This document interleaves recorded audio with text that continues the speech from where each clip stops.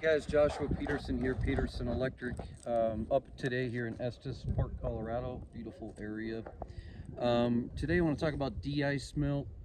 It's April, almost May, and that's when they start to get their biggest storms. Years ago, a guy put in some Raycam, which is more of a commercial grade. It's pretty thick de-ice or a de-ice cable. That stuff probably is more like 10 watts a foot. I think the stuff that we get, I think it's from Sun Heat or something like that.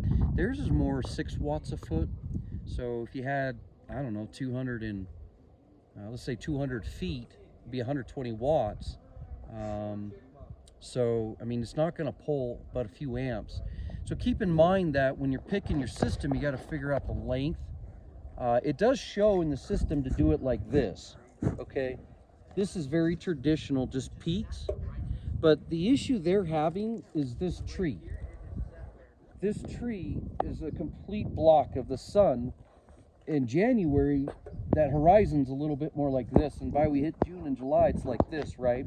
So she wanted a lot of tape really close, because this is the only gutter right there, the downspout. Now, if you're going to get close to them, you got to use the clips to keep them apart. They did have a bunch of old clips they used that I used. Okay, now we didn't go up this valley quite as high because honestly, the sun was hitting it just fine. And so when the sun hits this is already going to start to melt. But what jams up at night is right there. So we want that valley as tight as possible to have as much heat closer together. And I know they talk about a triangle, and that's fine, but the closer you get, the better the melt you're going to get. And we kept that at a nice ridge line, so that's going to slide down and go into that gutter. And then we got the gutter pretty well, but that loop was pretty tough. We had to feed that gutter and then bring the pigtail, the cord to there, and then take the loop all the way around this roof. This is like a 300-foot kit. But once we got to this gutter, and this is probably one of the highest roofs I've been on. I think that's about 25 foot right there.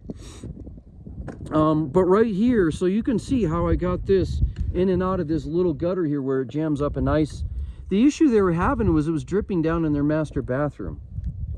Okay, so de-ice melt was really important. And then look, I went right down to that rock. You don't want it hanging out of the gutter that far because a rabbit chewed it.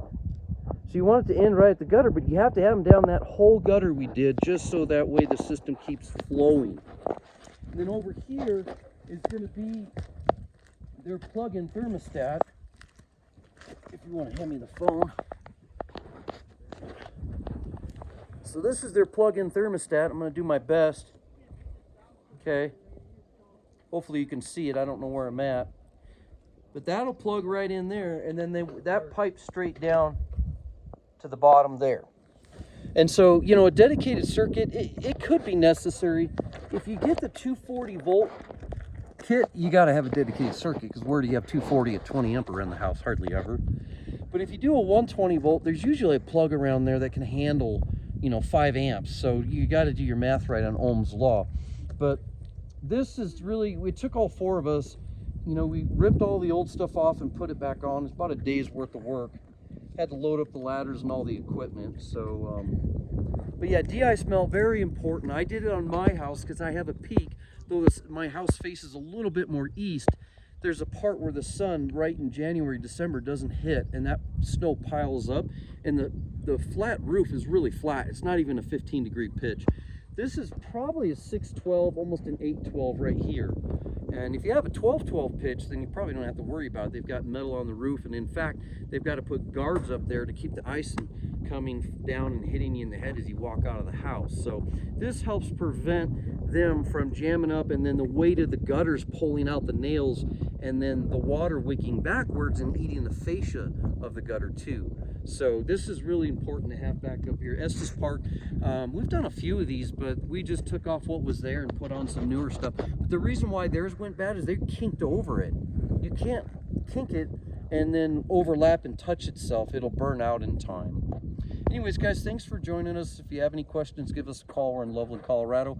Hit that subscribe button and then hit your like button. Send it to a friend. Thanks, guys.